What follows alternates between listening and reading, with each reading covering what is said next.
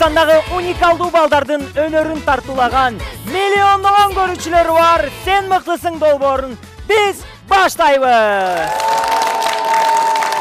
Кыргыз Республикасынын президенти урматтуу Жапаров Садыр Нуркожоевичтин колдоосу менен Баластан телеканалы уюштуруп жаткан Сен мыктысың долбоорунун катышуучуларына азаматсыңар демекчимин. Жана катыша турчулардын бардыгысына ийгилик каалаймын. Эмесе шаңдуу маанай менен биз баштадык.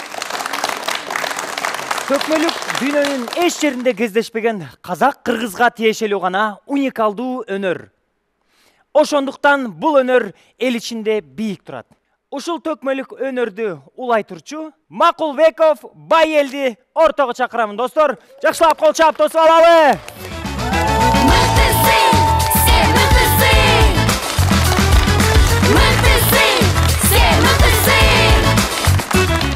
Assalamu alaikum, Батыр. Келиңиз, хош келдиңиз. Төкмө келсе төр бошот дейт. Мынакей төрдү бошоттум. Байел, кандайсың, жакшысың ба? Жакшы, рахмат. Өзүңүз кандайсыз? Жакшы. Комузду көтөрүп, калпакты кийип келип калыптырсың. Кайдан келип калдык? Таластан келдик. Кыргызстандагы сыймыктуу эл сыймыктанган Ал Туткучев агабыздын жеринен келген экенсиң да. Да, бир караганда Ал байкеге да окшоп кетет экенсиң, а? Мындай карасаң, Баян байкеге окшоп кетет экенсиң. Мындай карасаң да. Жакшы, Байел, бул өнөрдү эмне үчүн тандап алдың? Эмне үчүн төкмөлүккө кызыгасың? Кичекейимде телевизордон айтыштарды көрчүм. Анан айтыштарды көрүп, ошон үчүн бул өнөргө кызыгып калгам. Көрүп атып кызыгып кеттиң, а? Эми көрүп атып кызыгып кеткен го, бул бир анан бул төкмөлүк деген ички жан дүйнөдөн төгүлүп чыгып туруш керек да. Бул мындай чымын болуш керек дегендейчи. Ал чымын кайдан? Чымын мындай айтыштарды уга берсең, мындай адам өзүнүн оюнан уйкаштар чыга берет экен да. Демек көп көрсө ошол сөздөр дагы мээге сиңип, анан ичтен уйкашылып, уйкаш болуп чыга берет экен да.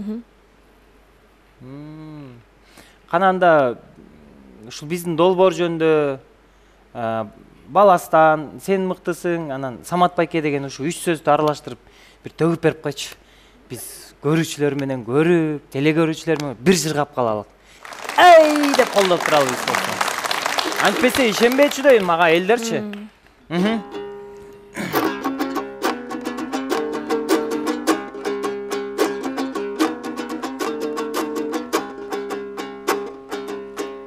Мына Сен мыктысың долбоору, бул долбоорду мынакей президентибиз өзү колдоду.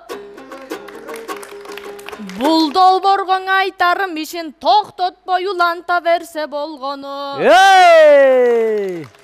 Мына КТРК Баластан каналы бизди дагы сүйүнтөт, бул канал эл үчүн талыкпай кызмат кылганы.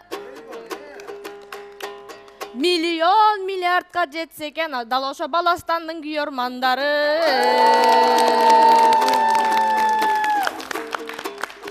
Мына Саматтай болгон агабыз. Агабызды көргөндө биз дем менен күч алабыз. Агабызга айтарым, ага 100гө чыгар жашаңыз. Вали, оозуңамай. Азаматсың. Бул азыр өзү чыкты да.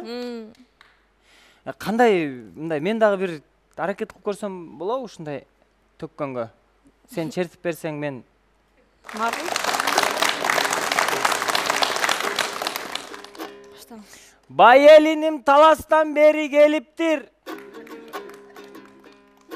Самат байкесине комузун черти ырын төгүп бериптир. Баяндай болгон агабыз ушул жерде Байелди көрүп отурат. Байелдин төккөн ырларын, черткен комузун сындап кол чабып турат. Сен мыктысың деген долбоордо сахнада Байел төгүп бериптир. Көрүүчүлөрдүн бардыгысы Элдин баары кол чабып ийиптир. Кой десе болбой Самат байкесин да төктүрүп. Элдин баарын кол чаптырып. Бай эл калпакты кийип сахнаны багындырам деп келиптириң.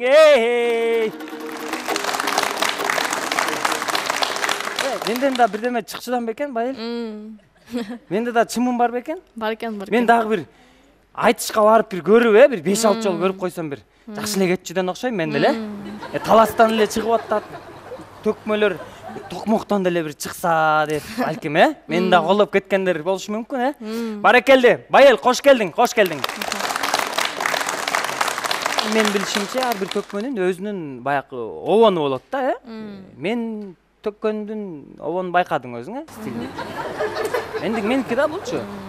Бүгүн чыгатын да. Мисалы үчүн, Жеңи Жок атабыздын өзүнүн обону бар. Калык Акиев атабыздын өзүнүн обону бар. Ысмайыл Орончиев, Осмонкул Бөлөбаев, Алымкул аталардын өзүнүн обондору болгон да. Ошол обондор менен ырдап жүрөбүз.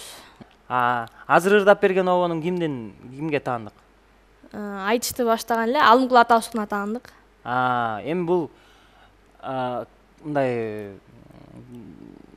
классикалык обон деп койсо болобу? Классикалык. Анда эмесе мен аткарып берейин. Алымкул, Калык, Осмонкул аталарыбыздын өзүнүн обондору бар, үчөө учурашып ырдаган жери. 1936-жылы Фрунзеде жаңы театр ачылып калат. Ошол театрга бүткүл өнөрпоздордун жыйыны болуп, Манасчызы баш болуп, Төкмакын төш болуп бардыгы катышат. Ошондо Таластан Алымкул Үсөнбаев атабыз келмек экен. Ал Алымкул атабыз 2 күн кеч келип калат. Ошондо элдер чуулап, ай Алымкул төкмө келди, Алымкул төкмө келди деп чырылдашып калат экен. Ошондо калыстар тобу айтырып жиберген экен. Келсе сахнага чыгып, эл менен учурашып ырдасын эткен. Ошондо Алымкул атабыздын ырдап турган жери дейт.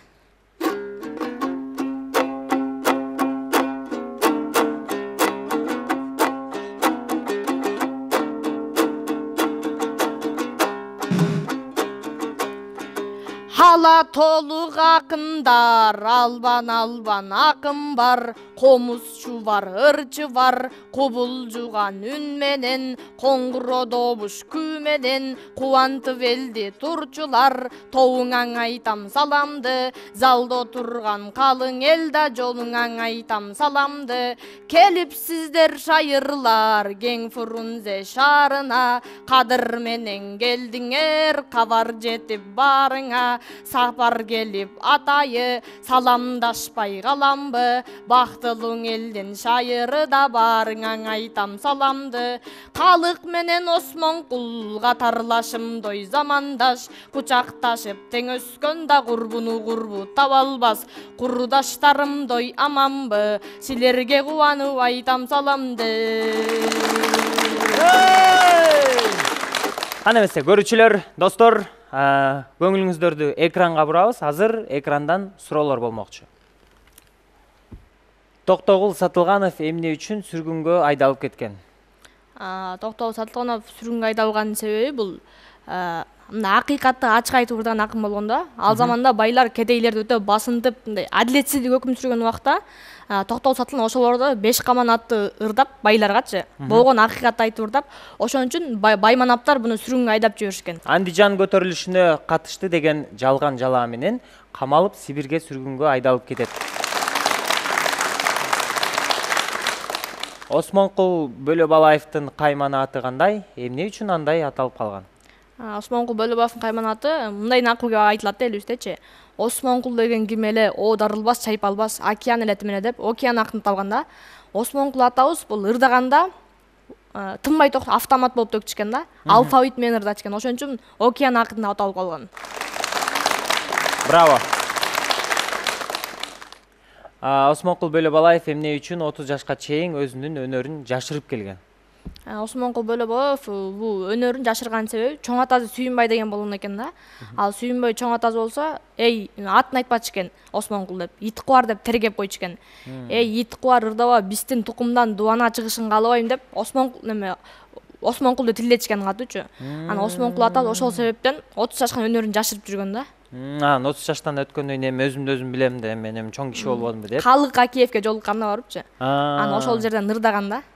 Бир чети Осмонго атат, бир чети Сүйүнбай чоң атаман корккон, бир чети калыкты көрүп сүрдөнөм дейт. Анан кийин чоң ата айтат экен, ырда ит кубар, калыкты эле жаш кезинде сенде болгондур деп Осмонго атабыз Сүйүнбай чоң атабыздын көрсөткөн баардык зордук зомбулугун айтып ырдаган экен. Мына сага. Атасы каршы болгон туура. Кийинки суроо. 20-кылымдын Залкары Токтогул Сатылгановдун өзү черткен өзгөчө комузу кандайча бүгүнкү күнгө чейин сакталып калган? Токтогул Сатылганов өзүнүн шакирти Коргоол Досуевке берет комузун. Анан Коргоол Досуев менен Алымкул Үсөнбаев атабыз Алымкул атабыздын үйүнө келет. Анан кийин Замирбек Үсөнбаев ал кишиде 10 жашар бала экен. Үйүндө комуз чертип отура Коргоол Досуев көрүп сүйүнөт экен да. Ай алыке, сен ордуңду басар, орун басарың бар турбайбы деп Токтогул Сатылганов комузун Замирбек Үсөнбаев атабызга берет экен. Туура. Ол чабылар. Бул кайсы төкмө акын? Бул Исмаил Борончиев. Туура. Кийинкиси бул кайсыл акын? Эчтебес Турсуналиев. Эчтебес Турсуналиев тууралуу эмнелерди айта аласың? Эчтебес Турсуналиев бул 1931-жылы Талас облусунун Караарча деген айылында туулган. Согуш маалына түшүп келип анын балалык чагы. Анын атасы согушка кетип калат Турсуналы. Анан кийин үйдө Эчтебес ат-чези апа жүүчө калат. Анан кийин Эчтебес атасы кичине эле ырчылыкка кызгандан кийин апасы ырдатып жүрчүкөн да, көрүнгөн жакка апарып ырчыларга коштуруп. Согуштун маалында бул 46-жыл мындай окуя болуптур. Алымкул атабыз Таласка келет экен иш сапар менен.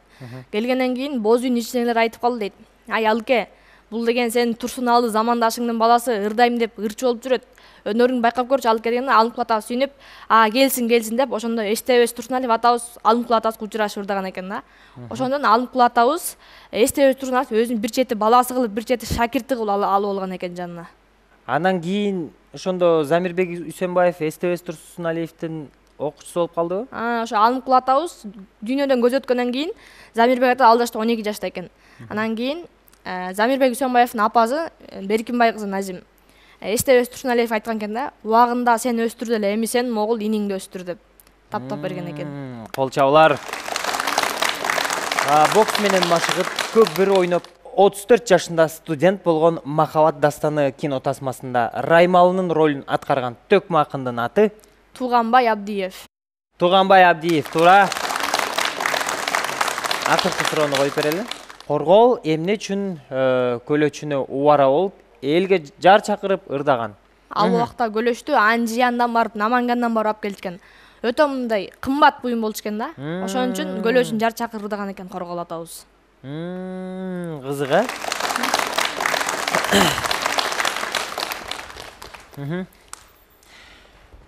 ошол Коргоол атабыздын көлөч жоготту деп жар чакырган ырын билесиңби? Ооба. Укпайлыбы? Макул анда. Бул мындайча болот. Азыркы Токтогул суу сактагыч турган жерде базар бар эле дейт. Базардын жанында чайхана бар эле дейт. Ал чайханада Коргоол дайыма болор эле дейт. Ким уюн жоготсо, атын жоготсо барчу экен, ой коке, менин уюм жоголду, атым жоголду. Ушуну бир элге жар чакырып ырдап таап берсең деп. Ошондо элге жар чакырып таап берчү экен, сүйүнчүсүнүн тең пулун алчу экен. Ошентип бир жолу жер ылай баткак Коргоол атабыз өзү көлөчүн бир түгөйүн жоготуп алыптыр. Анан кийин Коргоол атабыз, ой меники ким таап бермегиле, кой өзүмдүкүн өзүм жар чакырайын деп, көлөчү жок бутун көлөчөр бутуна минтип коюп алат экен дагы, ырдап баштайт экен.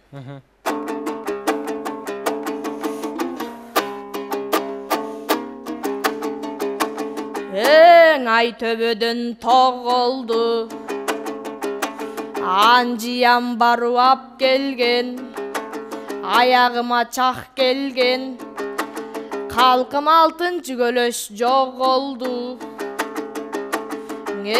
Күн төбөдөн тог болду, күнчүлүк жолго жарыбас, күнү түнү тынбаган күлүгүм көлөш жоголду.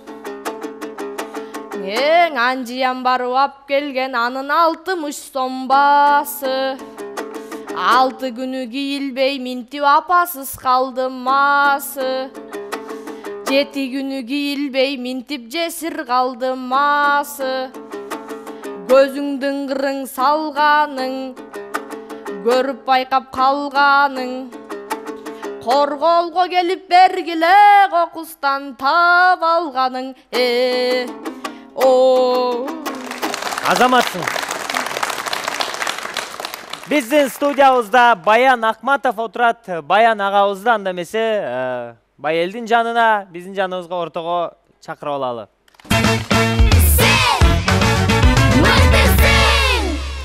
Достор, айтыштын көп түрү бар.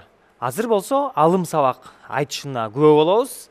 Заманыбыздын мыкты төкмөсү Баян Акматов жана ошондой эле келечектеги мыкты төкмө акын Байел Макулбеков. Экөөнүн айтышын көрөлү. Эми эки акындын ортосуна отурбайт эле, мен болсо отуруп ортодон жана «Хей!» деген мен болоюн, э?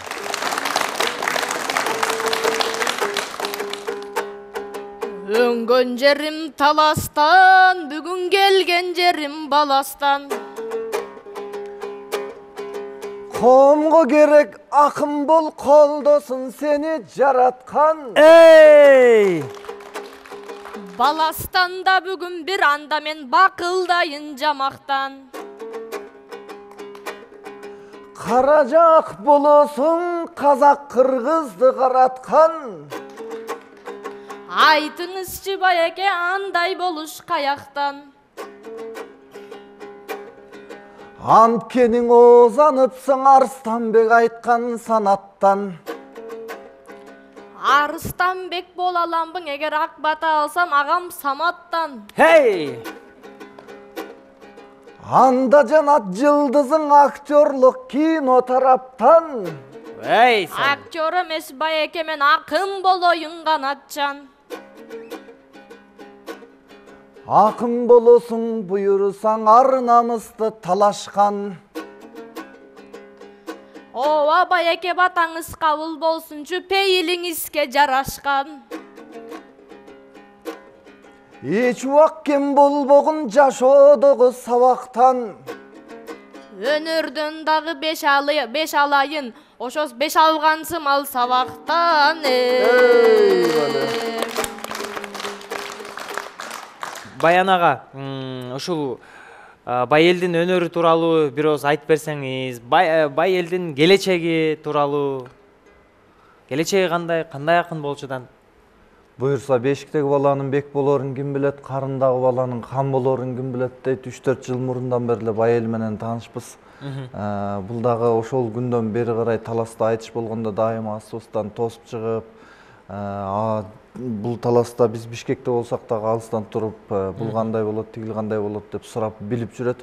Кабарлаша элегибизге көп болгон, бирок ошентсе дагы азыр көп нерсени үйрөнүп калыптыр. Кудайым буюрса артыбыз тынч эмес. Артыбызда бир келатат жоонтоп, Кудайым буюрса. Сиздер телефондо деле ушинтип сүйлөшөсүздөр. Эй, Байелиним, кандайсың? Кече телефон чалсам албайсың. WhatsApp'тан кайра жооп кайтарбайсың деп, же кадимкидей эле Байел кандайсың деп сүйлөшөсүздөр. Телефондон деле болот кээде ошондой. Кээде? Акындыкка жаңы аралашып атканда баскан турганын эле, жүргөнүн, ойлогонун баарын ыргыла берет да. Азыр ошондой да. Болуп аткан учурунан мага ар кандай ырларды жазып жөнөтүп калат.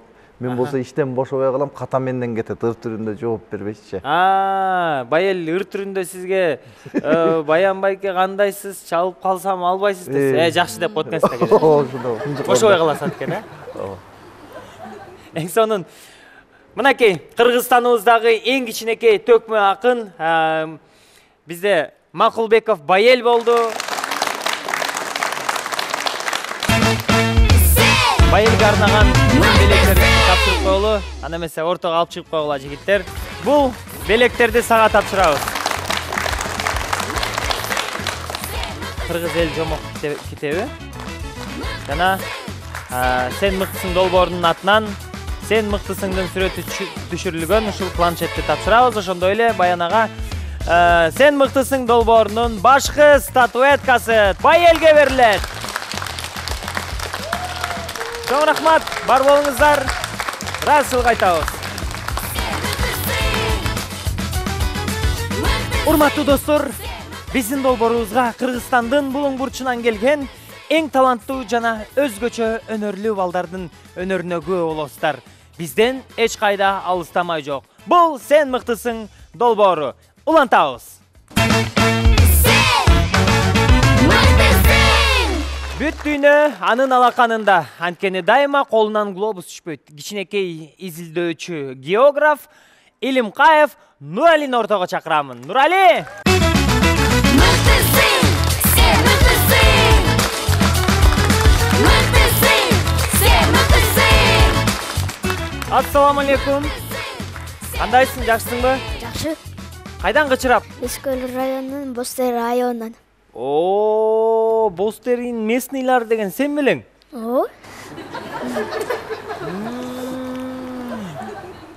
Сен менен негизи жайга жакын сүйлөшүшүм керек болчу да. Кышта эмесчи. Кышында ушинтип бошоп каласыңар. Жайда киши карабай каласыңар. о, Кышта эмне кыласыңар? несау эле жата беребиз. Бишкекке көп эле келесиңби? Кандайсың?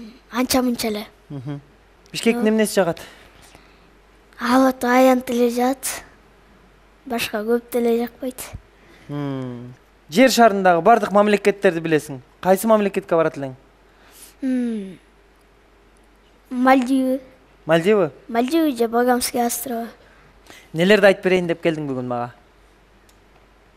Көлдөн башка, зонттон башка. Канча жаштасың? Менби? О, Мен Кудайга шүгүр эле жакшы жашка келип калдым. 30. 30? Бура кандай көрүнбөйм, Жаш, 27-дей көрүнөсүң. 27-дей. Мен үчүн. Рахмат. Өзүң канчада? 9? Канча жашта үйлөнөсүң? 24, 23 деди. 24-23-төрдө. О, Кандай кызга үйлөнүшүбүз керек? эмгекчил? Эмгекчил. О, Ким менен келдиң Бишкекке? эжем менен келдим. Дагы? Тайнем менен, татам менен, моом менен, Рахат эжем менен, Шакен апа менен, Рахат Көлдө эжем. сезон бүтүп баары келген турбайбы бияка? Таятыңан баштайлы, Макул. Ассаламу алейкум. Кош келдиңиздер. Алейкум ассалам. Биздин балабыз өзү да зээндүү бала.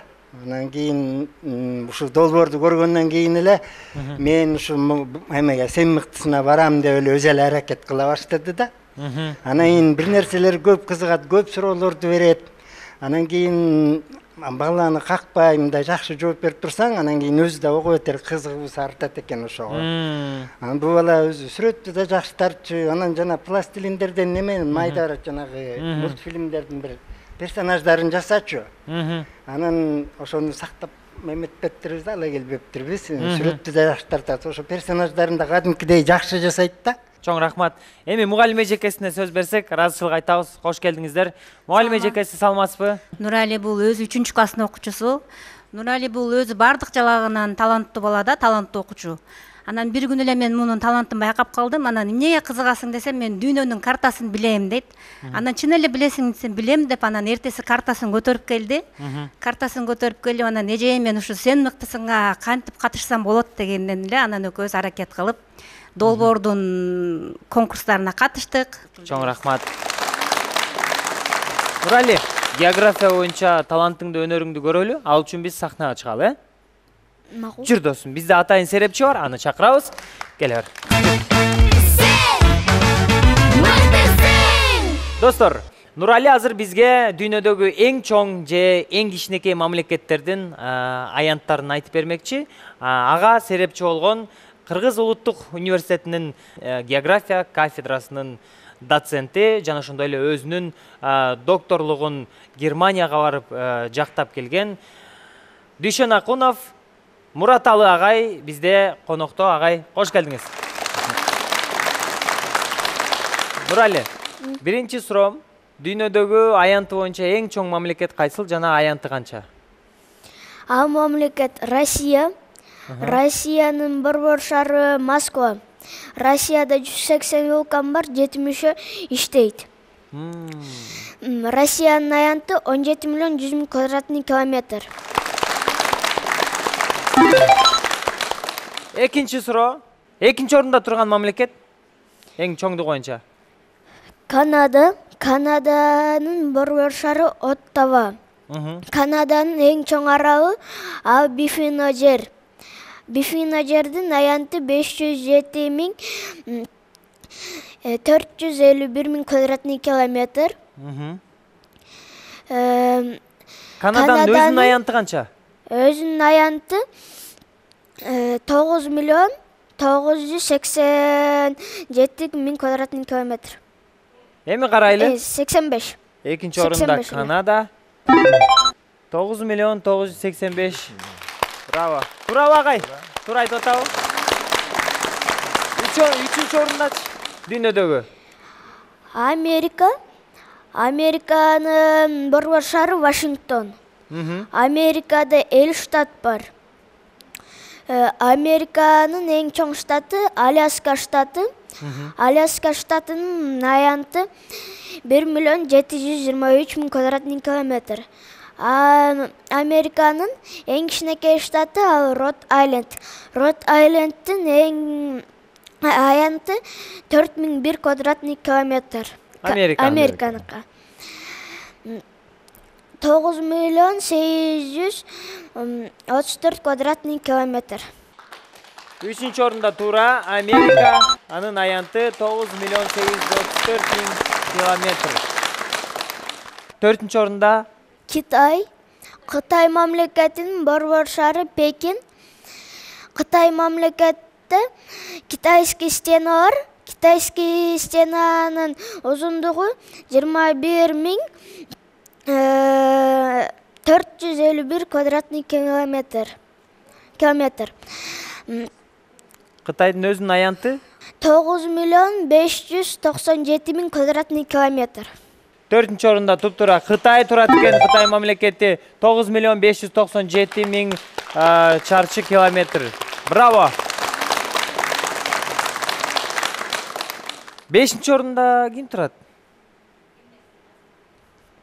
Бразилия. Бразилия? О. Аянты? 8.510.000 квадратный километр. Эми жобу? Бешинчи орунда Бразилия 8.510.000 чарчы километр. Браво. Борбор шары Бразилия.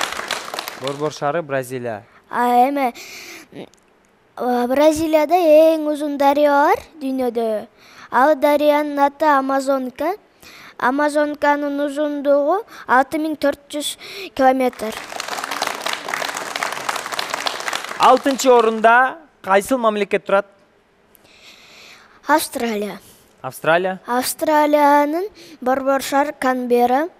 Австралияда забор бар. Ал забор китайский стенадан да узун. Ал забор иттерден коргонуш үчүн салынган. Австралиянын аянты? Австралиянын аянты 7.688.000 квадратный километр. 7.688.000. Алтынчы орунда туура. Браво. Индиянын борбор шары Нью-Дели. Индияда тотрал религия бар. Диндер, э? О, диндер. Аянты? Аянты 3.287.000 квадратный километр. 3.287.000. 8-нчи орунда андан кийин Аргентина. Аргентинанын борбор шары Буэнос-Айрес. Аргентинада эң жон дарыя бар. Ал дарыя Ла-Плата дарыясы. Аргентинада да эң түштүк шар бар. Ал шар Ушая шар. Ал Оттук жер деген аралда жайланышат. Аргентинанын аянты 2.780.000 квадратный километр.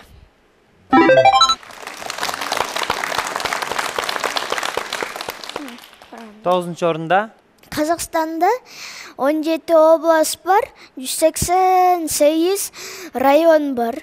Казакстан нефти чыгарган, уран чыгаргандан экинчи орун элейт.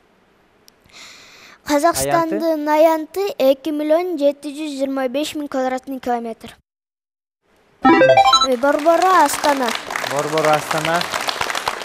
Браво. Акыркы 10-чу орунда? Алжир. Африкада эң чоң мамлекет. Борбор шары Алжир. Алжирдын аянты 2.382.000 квадратный километр. Азаматсың, мынакей дүйнөдөгү 10 мамлекеттин аянтын бизге жаңылбай туура айтып берди окшойт агай, Агай өзүңүздө суроо барбы? Кыргызстандын аянты канча? Кыргызстандын аянты 199.900 квадратный километр. Азамат. 199.000, канчанчы орунда турат? 83. 83. Дүйнөдөгү арал мамлекеттерден да айтып берсең. Арал мамлекеттерденби? Эң чоң арал Гренландия аралы.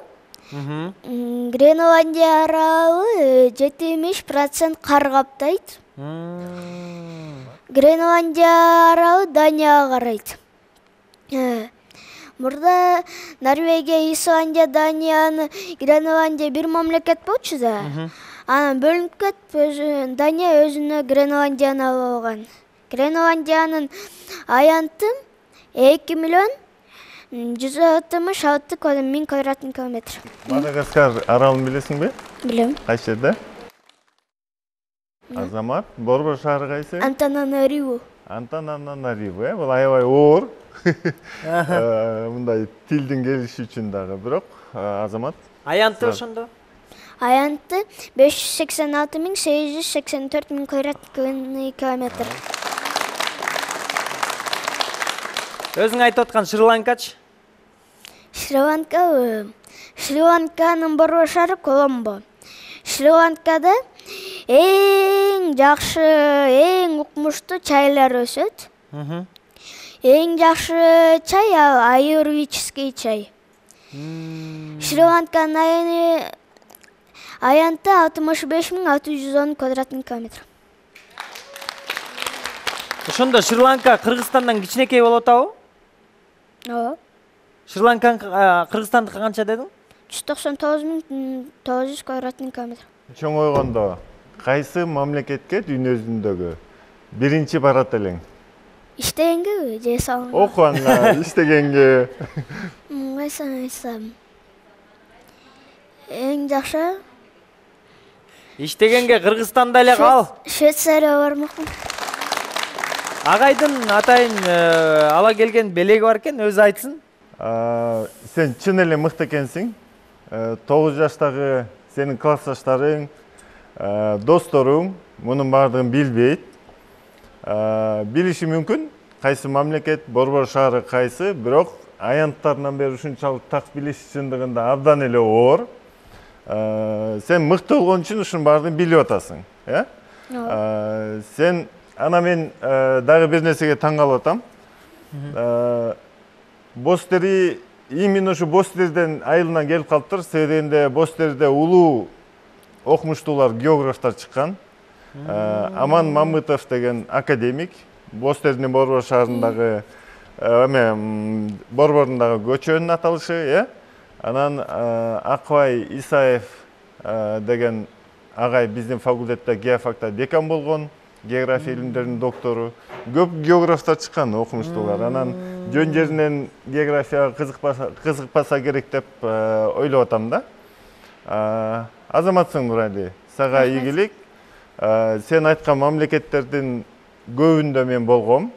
Россияда, Бразилияда, Японияда, Индияда 50ден ашык мамлекетте.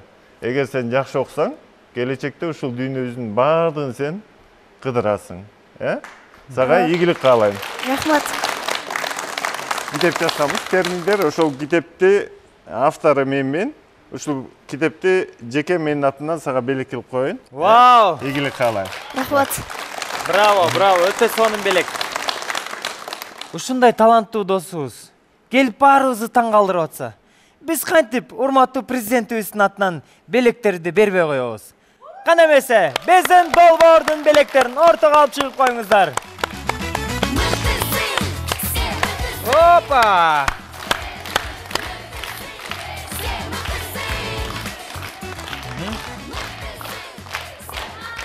Бул китепти кармайбыз. Нурали, эң сонун белек, сага беребиз. Бул планшет сага, жана ошондой эле сен мыктысың долбоорунун башкы статуэткасын агай өзүңүз тапшырып коюңуз. Куттуктайм да бир жолу, ийгилик. Чоң рахмат. Чоң рахмат, дүйнөнү тааный бериңиздер, дүйнөнү багындыра бериңиздер. Биз болсо сиздер менен коштошобуз.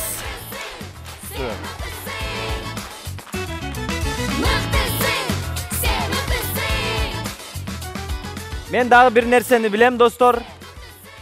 Ушул сен мыктысың тартылып жаткан жердин чарчы метри 600 квадрат метр.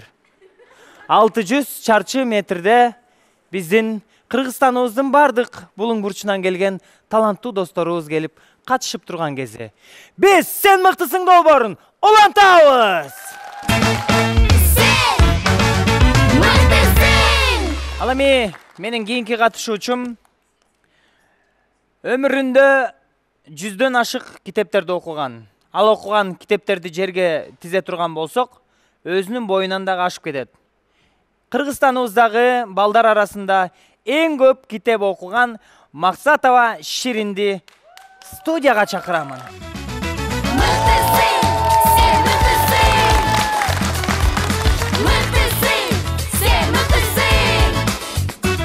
Саламатсыңбы, Ширин?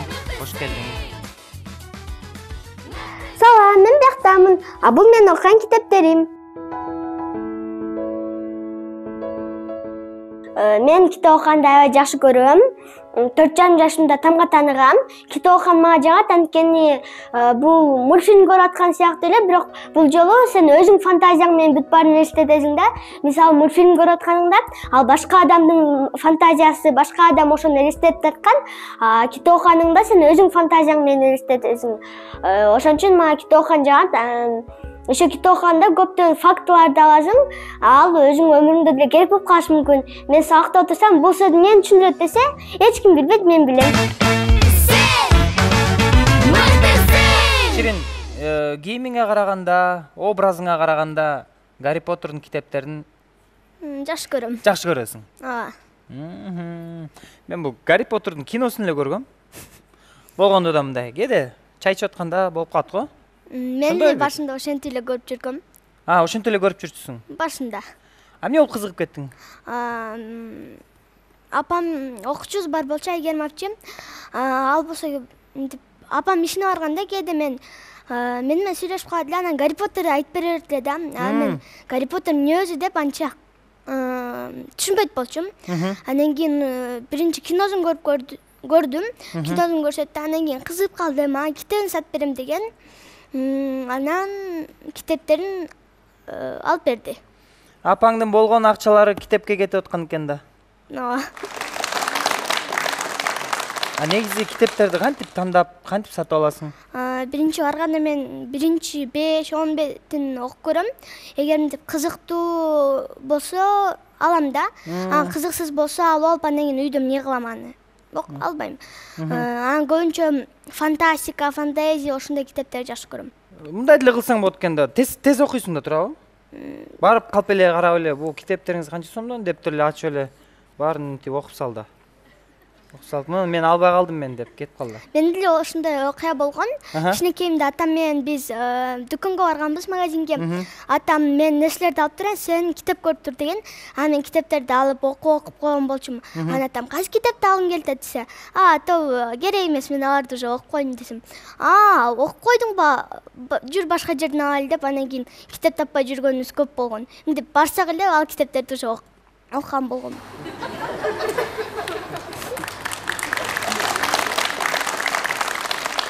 Китеп окуганын пайдалары? китеп окуганда эс тутумуң жакшырат. Мисалы мектепте бизге ыр жаттагыла десе, мен аны мектепте эле жаттап коем да, аны үйдө жаттабай эс алып эле отурам да анын убагында. Жана сөз байлыгым көбөйөт. Кээ биркилерге мисалы бизге музыка сабагынан ыр жазууга деген да сүрөт тартсаңар болот, эме сочинение жазсаңар болот же ыр жазсаңар болот деген. Анан кийин мен болсом деп сочинение, ыр мындай эле көрүнгөн да. Анан кийин ырды тандап ырды жазсам, агай болсо бул эң кыйын темасы ушу болчу, сен азамат экенсиң, сен чындап эле кыйын кыз экенсиң деген. Анан мен сүйүнүп эле 5 алып кеткем. Китеп окуганын пайдасынан Ширин ыр жазып келиптир. Бирде актер, бирде тойду тамада, бирде болсо мыктысың деп сүйлөйсүз. Ал өнөрлүү Самат байке кээ бирде декендиш деп билейсиз.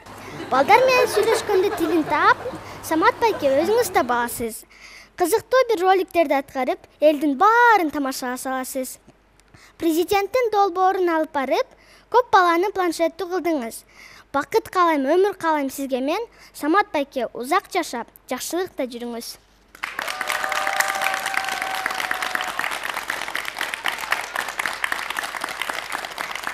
Өзүң эле ойлонуп, өзүң жазып койдуңбу? Урматтуу достор, мен сиздерге айтып кетейин. Ширин окуган китептердин силер сыртын дагы окуп көрөлексиңер. Биздин Ширинибиз 100дөн ашык китеп окуган. Ошон үчүн ушунчалык таланттуу жана сен мыктысың долбоорунда Самат байкесинин жанында конок болуп отурат. Мыктылардын мыктысы Ширин конокто бизде. Мен сен менен сүйлөшкөндө ушунчалык энергия алып атам да. Ушунчалык биздин студияга өзгөчө аура тартуулап берип атасың. Студиябыз жандана түштү. Конокторубуз кол чаап, ушунчалык энергияга бай болуп, манайлар көтөрүлүп кетти. Мунун баары неден деп ойлойсуң? Сулуу кызмын да. Сулуу? Накылдуу. Дагы кандай кызсың, өзүң жөнүндө айтып бер. Чындап айтып башта берейин, баштасам бүтпөй калам да. Баштай берчи, мен токтотуп коем өзүм.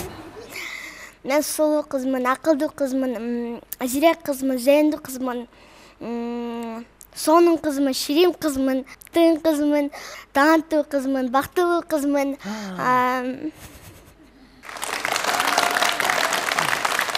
Ушул бактылуу кызды тарбиялаган ата-энеси андан да бактылуу болсо керек. Мен сенин ата-энең менен сүйлөшкүм келип атат. Студияга ким келди?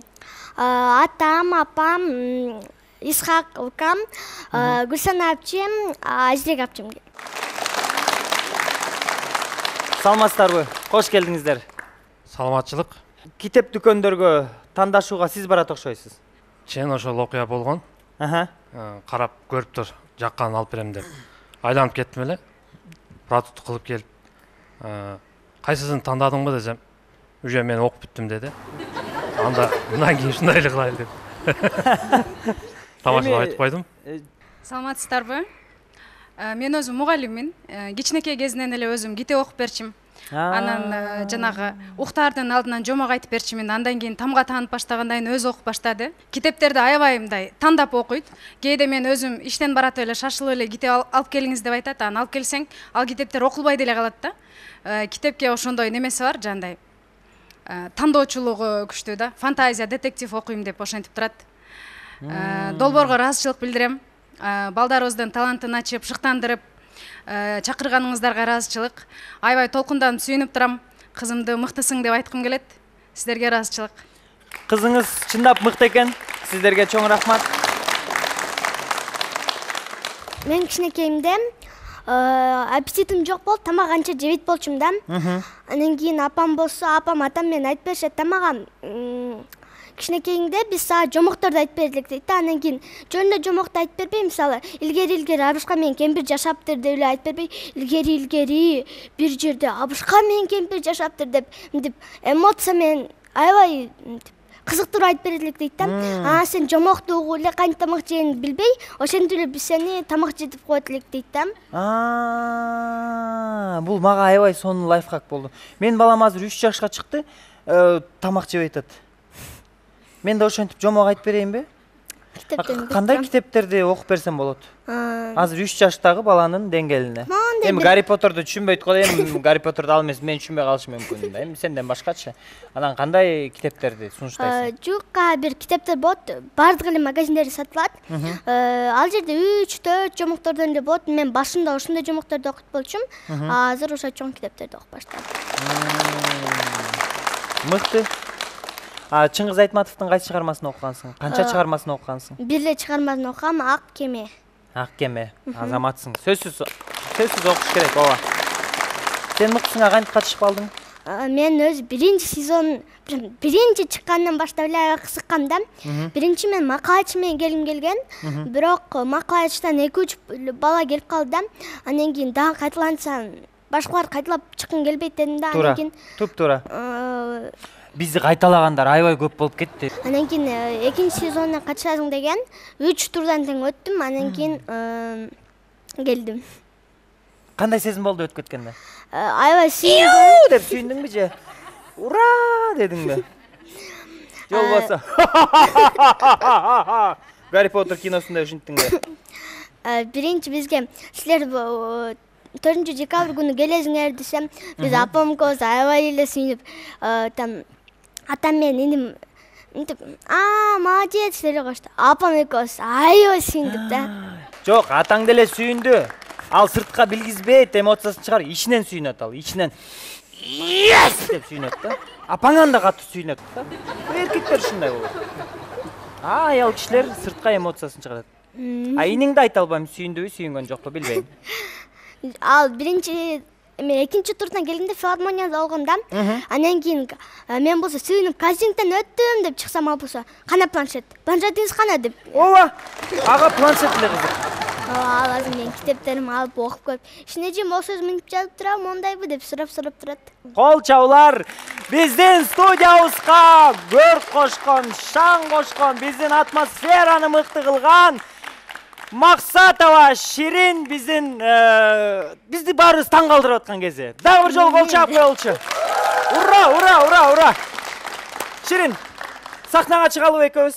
Кептериң туруп турсун, эч ким тийишпейт, Эч ким тийишпейт, Бул эмне? Сыйкыр таяк. Сыйкыр таяк? Ооба. Ширин, сүфкө даярсыңбы? Ооба.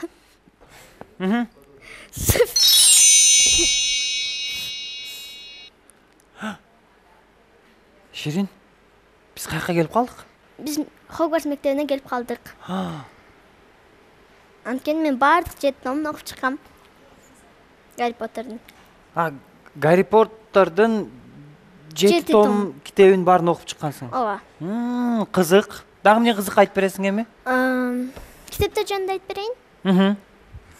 Бул Philosopher's Stone, то есть философский камендин биринчи бөлүгү. Бул жерде Гарри Поттер кантип ошо философтук ташты Волдеморттон сактап калган жөнүндө айтылат. Анткени Волдеморт ошо философтук ташты урдагысы келген, анткени философтук таштан эгер алексир жасасаң, сен өмүрүң чексиз болот. Бул экинчи тому? Тайная комната жөнүндө айтылат. Бул жерде тайная комнатаны өзү уламыштарда айтылат. Салазар Слизерин өзүнүн бөлмөсүн кылып койгон Хогвартс мектебинде, жана ал жерде чудовище тайная комната деп айтылат. Өзүнүн монструн бекитип койгон да. Ошо Салазар Слизериндин чыныгы тукуму келип, жана ал гана тайная комнатаны ачат деп уламыштар айтылат. Бул жерде тайная комната ачылат, жана Гарри Поттер кантип ким ачкан жана аны кантип жабуу жөнүндө билет, жана тайная комнатаны жабат. Демек, китептин экинчи тому сыйкырдуу бөлмө деп аталат экен да? Ооба. Үчүнчү? Аскабан, Гарри Поттер и узник Аскабан дейт. Аскабан бул сыйкырчылардын түрмөсү Аскабан деп аталат. Жана аны дүйнөдөгү эң жаман нерселер коргоп турушат. Ошо узниктердин ичиндеги адамдарды. Алар дементор деп коет. Алар адамга жакындаганда алар анын бүт бакытын жутуп алат деп айтылат китептерде, жана ага эң жаман минуталарды эстеттирет. Бул жерде узник Аскабана, ошо Аскабанда бир адам качып кетет, Сириус Блэк деген Гарри Поттерге ал типа Гарри Поттерге мерген салган сыяктуу уламыштар болот да. Жана Гарри Поттерге андан качып жүр, эч жака барба, мектептен чыкпа деп айтып беришет. Гарри Поттерге бул жакпайт. Бирок акырында ал түшүнөт, что Сириус Блэк узник Аскабана ага душман эмес, анын крестный болуп калат экен. Анын ата-энеси жок, жана анын эң жакын адамы Сириус Блэк болот да. Гарри Поттердин жакын адамы. А 4-чү том? 4-чү том Гарри Поттер и Кубок огня. Бул жерде турнир 3 волшебников, 3 сыйкырчынын турнири болот. 3 сыйкыр мектеби бар өзү. Шармбатон, Дурмстранг жана Хогвартс. 3 мектептен бир тандалган чемпиондор келет, жана бири-бири менен таймашат. Бирок Хогвартстан 2 чемпион чыгып калат, өзү 3 болуш керек. Барды кантип чыгып калган деп баардыгын изилдейт, бирок жооп таба албайт. Ошентип Гарри Поттер 3 сыйкырчынын турнирине катышып калат жана жеңип чыгат. Бирок бул бөлүмүндө Волдеморт өзү жок болуп кеткен болот, жок болуп кеткен да. Бирок бул бөлүмдө ал кайра келет. Восстанет да. Кийинкисинечи? Гарри Поттер и Орден Феникса. Бул жерде анын Гарри Поттер Орден Феникса деген нерсе эмне экенин, ошондой нерсе бар экенин түшүнөт. Бул жерде ошо Гарри Поттер өзү түшүнөт. Ооба, тааныйт. Бул жерде Волдемортко каршы адамдар Орден Фениксага кошулушат. Жана бул 5-бөлүмдө Гарри Поттер эң жакын адамын жоготот. Сириус Блэк. Волдеморттун адамдары, пожиратель смерти деп аларды айтып коюшат. Алар болсо Гарри Поттердин эң жакын адамы Сириус Блэкти өлтүрүп коюшат. Бирок аны именно өлтүргөн адам анын бөлөзү болуп калат экен да. Бирок экөө ар башка жакта булардын род Блэктердин эмеси кантип айтсам, баардыгы эле мынтип Волдеморт менен бирге болушат да, көп эле. Бирок Сириус Блэк жалгыз гана Волдемортко каршы болот. Аны өлтүрүп коюшат. Бөлөлөрдөн абайлаш керек экен да. 6-чы том ошондой, 6-чы том Гарри Поттер и принц Полукровка. Бул бөлүмдө Гарри Поттер бир китеп, принц Полукровканын китеби деген китеп түшүп калат ага. Аны окуп көрөт, ал жерде ага сабактардын жардам берген нерселер болот. Бирок анын курбузу Гермиона Грейнджер китеп жактырбайт. Бул жерде мынтип жаман Волдеморттун сыйкыр болуп калышы мүмкүн. Ыргытчынары там Альбус Дамблдорго айтты, директоруна эң күчтүү сыйкырчыга айт десе, ал бекип жүрөт, бирок принц Полукровка ким экенин издеп жүрөт. Жана принц Полукровка алардын агайы болуп калат. Северус Снейп.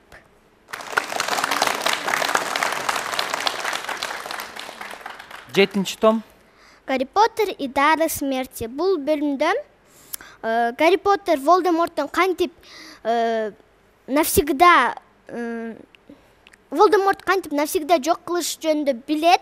Жана өзүндө дары смерти деген бул 3 нерсе болот. Мантия-невидимка, воскрешающий камень, то есть өлүп калган адамдарды кайра кайтара турган таш, жана бузинная палочка. Бузин деген куст, дарактан жасалган палочка болот. Ошо үчөөнү өзүндө топтоп жана Волдемортту жеңет. Волдеморт ошентип жок болуп кетет. Браво. Навсегда. Менден бир суроо. Китептеги чыгарма менен кинонун айырмасы кандай экен? Айырмасы китепте бүт нерсеси более оригиналыраак да, бүт нерсеси жөнүндө которулуп гана жазылат. Кинодо болсо режиссердун ойлору менен керектүү нерселерди алмаштырып коет, кыскартып коет. Ошентип кино алмашып кетет да, башка эле нерсени чыгып калат. Демек китебин окуган, Гарри Поттердин китебин окуган сага, Гарри Поттердин китебин киносун көрсөң, күлүп коет экенсиң да. Бул жер мындай эмес болчу. Мен билем муну деп, Ооба, ушундай. Бүт бөлүктөрүн көрүп чыккам. Негизи бул китептин оригиналы англис тилинде да. Ооба, англис тилинде мен чоңойгондо мынтип англис тилин жакшы билип калганда ошо оригиналын окуп көргүм келет.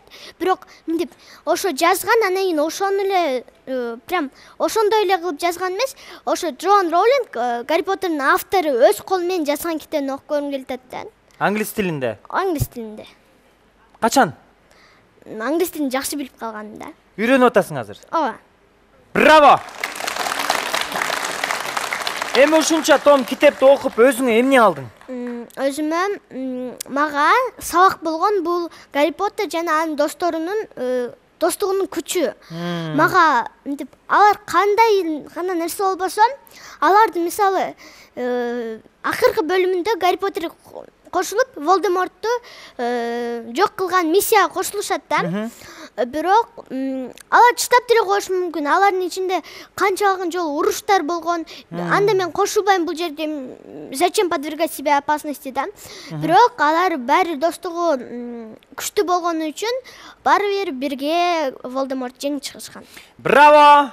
Кыргызстаныбыздагы акылман, өз айтмакчы, зирек, супсулуу, татынакай, ыр жазат керек болсо, китептердин бардыгысын 5 мүнөттө эле бир китепти окуп салышы мүмкүн.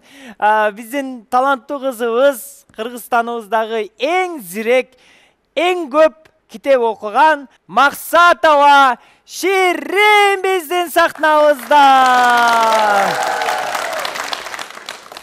Анда Ширинге даярдап койгон белектерди алып чыккыла ортого тезирээк. Ширин, бул жон баштык сага. Сен үйүңдөгү китептердин бардыгы батпай калышы мүмкүн, бирок 2-3 жаныңа дайыма сала жүрөсүң. Жана ошондой эле тарбия берүүчү Ширин жомоктор сага бул. Уну да окуп кой. Ширин кызга Ширин жомок даярдаптыр. Бул планшет сага, иниңе анда-санда Өзүн жакшы алып жүрсө. Өзүн жакшы алса. Ооба. Жана ошондой эле сен мыктысың долбоорунун башкы статуэткасын Гарри Поттерге окшош бала атайын алып чыгып берди сага. Бул сага сен чындап мыкты экенсиң. Азаматсың Ширин. Сен чындап мыкты экенсиң. Сен мыктысың. Сен мыктысың.